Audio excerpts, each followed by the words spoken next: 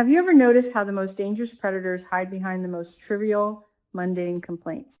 That is exactly what we are witnessing with Hayley Hamilton right now. The catastrophic post-tornado displacement has forced her and Bill out of their luxurious mansion and into a high-end hotel suite. For a normal person, surviving a deadly natural disaster and being put up in a lavish hotel would be a moment to count their blessings. But Hayley is not a normal person. Instead of enjoying the room service and the safety of her temporary shelter, she is spiraling out of control. The mask is slipping, and it is absolutely fascinating to watch her squirm in a trap of her own making. Let us break down the sheer absurdity of the argument that just took place in that hotel room. Hayley is throwing a massive, calculated tantrum about wanting to go back to their completely destroyed, tree-blocked house. Her excuse? She claims she is uncomfortable because she does not have her usual items and cannot adjust to the hotel's amenities. She is whining about missing her specific face creams, her clothes, her daily routine items. It sounds like the classic complaints of a spoiled trophy wife, which is exactly the persona she wants to project. But we, the audience, know the chilling truth. This has absolutely nothing to do with moisturizer or wardrobe choices. This is about access to a murder weapon. Bill, being the pragmatic and incredibly wealthy lawyer that he is, offers the most logical counter solution imaginable. If you do not have your things, just buy new ones.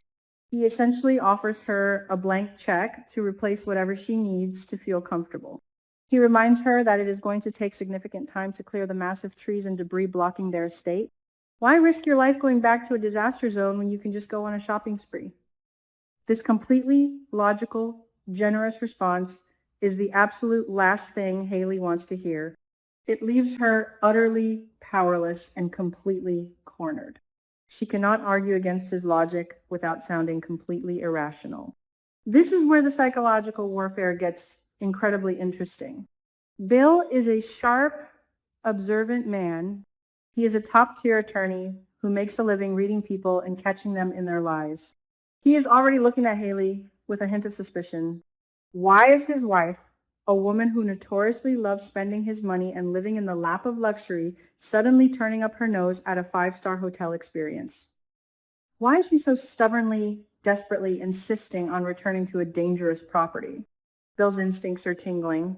He knows something is off, even if he cannot quite put his finger on the terrifying reality of what she is actually hiding.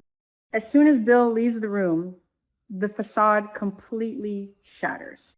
Hayley's helpless, whining trophy wife act vanishes, replaced by the frantic, panicked energy of a cornered criminal. She immediately picks up her phone to make an urgent, desperate call. Right now, she demands, we know exactly who is on the other end of that line. It is her cousin and co-conspirator, Randy Parker. Hayley is calling for backup, and more importantly, she is calling for a fresh supply of poison. Because she cannot access her hidden stash at the mansion, her entire timeline is falling apart. Think about the sheer logistical nightmare Hayley is currently facing. She is trying to slowly poison her husband to death, a process that requires consistent, measured dosing. But now she is trapped in a single hotel suite with her intended victim. There's no sprawling mansion to hide in. There are no separate wings or private studies. Furthermore, as she frantically points out, the hotel does not even have a secure safe where she can hide her special juice. Imagine the sheer terror of trying to hide a lethal toxin in a room where housekeeping comes in every single day to make the bed and restock the towels. One snooping maid or one accidental discovery by Bill while looking for an aspirin, and Hayley is going straight to prison for attempted murder. Randy, who often serves as the reluctant muscle and the voice of caution in their twisted partnership, is undoubtedly issuing a severe warning. Bringing a new vial of poison into that highly monitored, confined hotel environment is a massive, incredibly stupid risk. Randy knows that if the police find a strange vial of untraceable toxin in their hotel room, the game is entirely over. But Hayley is beyond listening to reason.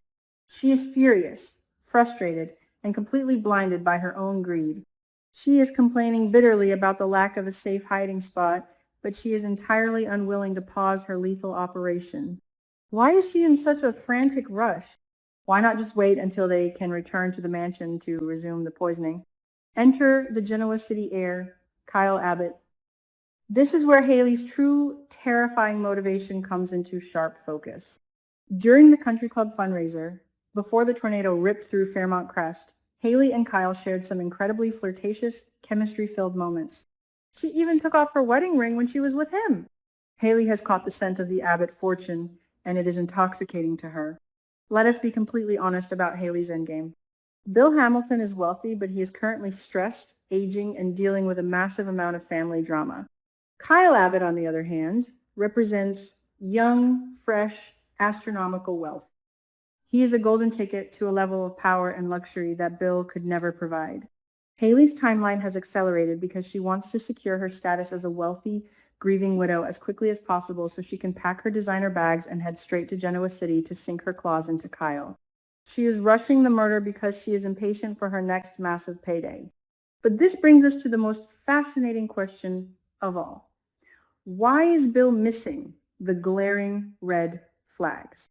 He is suspicious of her desire to go home, yes, but he is entirely missing the fact that his wife is acting like a frantic criminal. To understand this, we have to look at Bill's own massive, glaring blind spot. We have to talk about the elevator. While the tornado was tearing the town apart, Bill and his ex-wife, Danny Dupree, were trapped inside a dark, stopped elevator. And in that moment of sheer, terrifying panic, they did not just talk. They shared a passionate, intense sexual encounter. Bill is currently drowning in an ocean of his own guilt. He just cheated on his current wife with his ex-wife. When a partner is harboring a massive, relationship-destroying secret, their psychology completely shifts. They become hyper-focused on covering their own tracks. More importantly, they often project a sense of innocence onto their partner to ease their own conscience. Bill looks at Hayley and sees the woman he just betrayed. His guilt is acting like a thick fog, blinding him to her erratic, dangerous behavior. The sheer, delicious irony of this dynamic is almost too perfect to put into words.